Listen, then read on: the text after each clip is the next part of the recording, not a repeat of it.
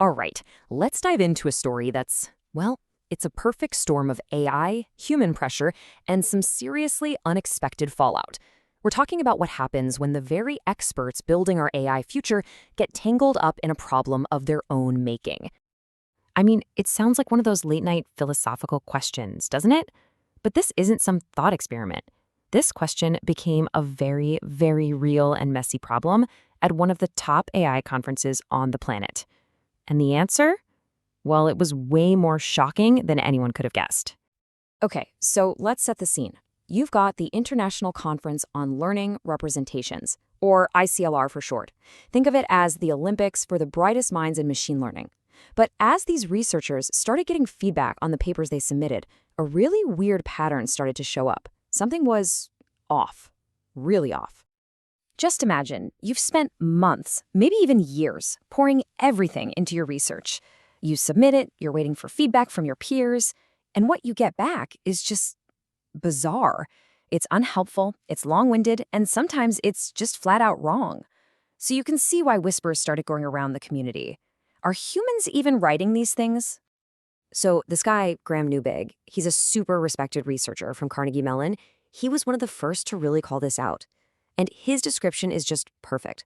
He said the reports were just ridiculously wordy, stuffed with bullet points, and they were asking for these weird analyses that nobody in the field actually does. It was kind of like getting feedback from someone who'd only read the textbook but had never, actually stepped foot in a lab. And the clues were really specific. I mean, these weren't just bad reviews, right? They had the unmistakable fingerprint of a large language model all over them. We're talking about citations to papers that don't even exist. That's a classic AI hallucination. The reviews would get numerical results wrong, and they just use these odd, slightly unnatural phrases. The evidence was building up, and it was pointing in one direction. But here's the thing. In the world of science, a hunch is just a hunch. You need data. You need cold, hard proof. And so, what started as a few weird emails and some whispers online, well, it turned into a full-blown investigation, driven by the community itself. So Graham Newbig, the same researcher from before, he basically put his money where his mouth was. He gets on X, Twitter, and posts this public challenge. He's offering a reward to anyone who can actually analyze all of the peer reviews from the conference. He had to know, was he just seeing things, or was this a massive problem? And you know what? The response was basically immediate. The very next day, a guy named Max Spiro from a company called Pangram Labs, they specialize in AI detection. He takes on the challenge. And get this, in just 12 hours, his team wrote the code they needed and scanned all 75,800 peer reviews. That is an insane feat of digital detective work. So, you can imagine, everyone was kind of holding their breath. What was the data going to show? Was this just a couple of lazy reviewers, or was it something way, way bigger? Well, when the results came in, they were absolutely staggering. 15,899. Let's just let that number sink in for a second. 15,899. That's how many peer reviews their analysis flagged as being fully generated by AI. Not just tweaked with AI, not polished with it, 100% written by a machine. So what does that number actually mean in context? It means that 21%, that's more than 1 out of every 5 reviews, were completely AI written.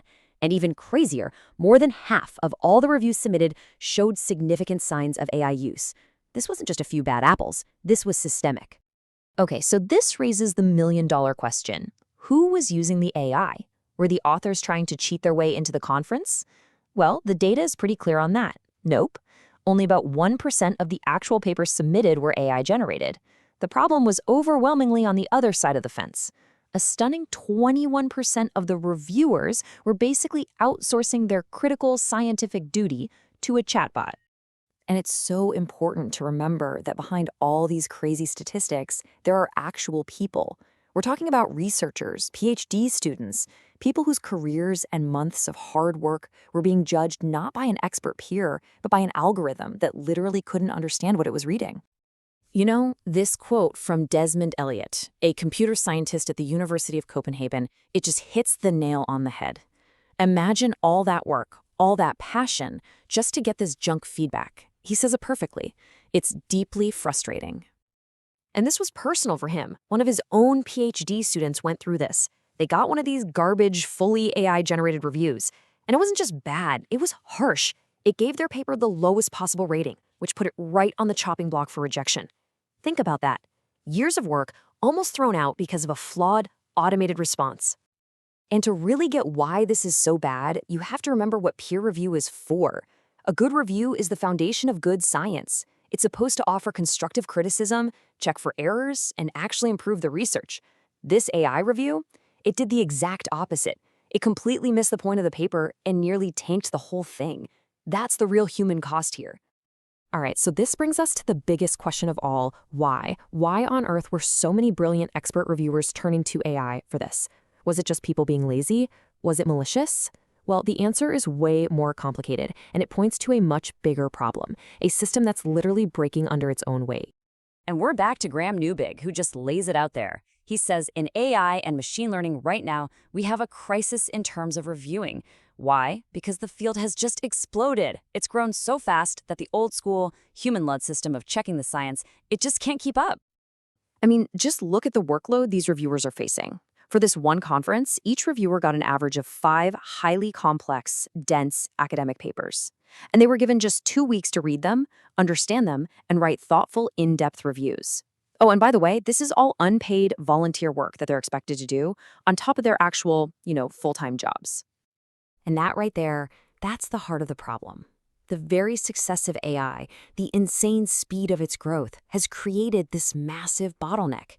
The system that we rely on to validate all this new science is being totally overwhelmed by the sheer volume of it all. So for a lot of these reviewers, turning to AI probably wasn't just about taking a shortcut. For some, it might have felt like the only possible way to get an impossible job done. And that leaves us with this giant central paradox, doesn't it? We're building these incredible tools, these AIs, to solve our biggest problems and make our lives easier. But what happens when the very tool we create to manage all this complexity starts creating a whole new, messy layer of problems all its own? Now, that is a question I think we're all going to be grappling with for a very, very long time.